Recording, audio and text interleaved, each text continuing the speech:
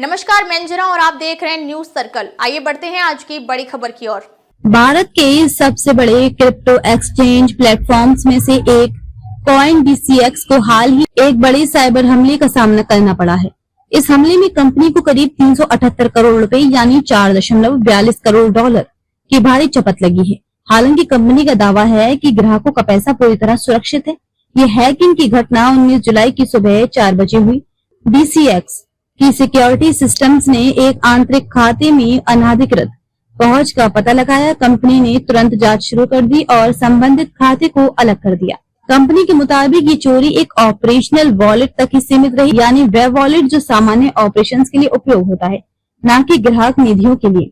इसलिए CoinDCX का कहना है कि उनके यूजर्स के वॉलेट और फंड्स पूरी तरह सुरक्षित हैं। CoinDCX के संस्थापकों ने इस घटना के बाद एक एक्स पोस्ट स्पष्टीकरण पोस्ट जारी कर भरोसा दिलाया कि किसी भी ग्राहक का पैसा खतरे में नहीं है। उन्होंने ये भी कहा कि कंपनी की सुरक्षा प्रणाली ने तेजी से प्रतिक्रिया दी और नुकसान को सीमित करने के लिए फौरन कदम उठाए गए।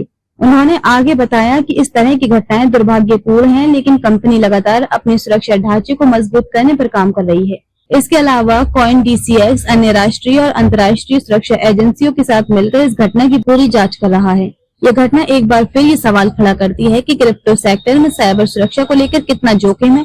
पिछले कुछ वर्षों में भारत सहित दुनिया भर में कई बड़े क्रिप्टो प्लेटफॉर्म्स हैक हो चुके हैं। पिछले साल ही WazirX को एक बड़े साइबर हमले का सामना करना पड़ा था, जिसमें करीब 23 करोड़ डॉलर का नुकसान हुआ था। ये अब तक की भारत की सबसे बड़ी क्रिप्टो हैकिंग घटनाओं में से एक मानी जाती है। इस ताजा मामले के सामने आने के बाद सोशल मीडिया पर कई क्रिप्टो निवेशकों ने चिंता जताई। हालांकि CoinDCX की ओर से दिए गए आश्वासन के बाद थोड़ी राहत जरूर दिखी, लेकिन कई यूजर्स अब क्रिप्टो में निवेश को लेकर दोबारा सोचने लगे हैं।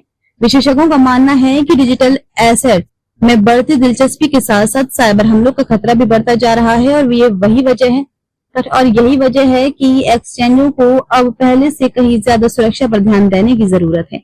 भारत में क्रिप्टो सेक्टर अब भी किसी ठोस नियमन के दायरे में नहीं है।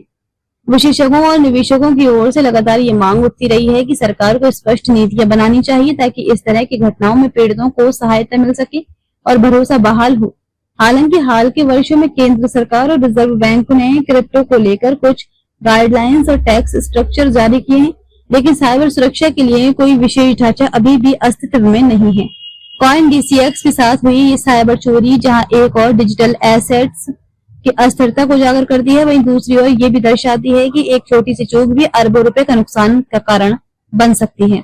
भविष्य में क्रिप्टो सेक्टर को न केवल टेक्नोलॉजिकल स्तर पर बल्कि नियम कानून के तहत भी और अधिक मजबूती की आवश्यकता है। CoinDCX की ओर से ये स्पष्ट कर दिया गया है कि ग्राहक फंड सुरक्षित है, लेकिन एक बार फिर ये सवाल खड़ा हो गया है कि हमारा डिजिटल पैसा सुरक्षित है। अब तक के लिए बस इतना ही। फिर मिलते हैं एक ऐसी ही बड़ी खबर के साथ। तब तक के लिए नमस्कार और देखते रहिए न्यूज सर्कल। अगर आपको वीडियो पसंद आई हो तो लाइक करें व शेयर करें। ऐसे लेटेस्ट अपडेट पाने के लिए बेल आइकन प्रेस करना ना भूलें। अगर आप हमें फेसबुक या फिर इंस्टा के माध्यम से देख रहे हैं तो हमारे पेज को फॉलो जरूर करें। धन्यवाद।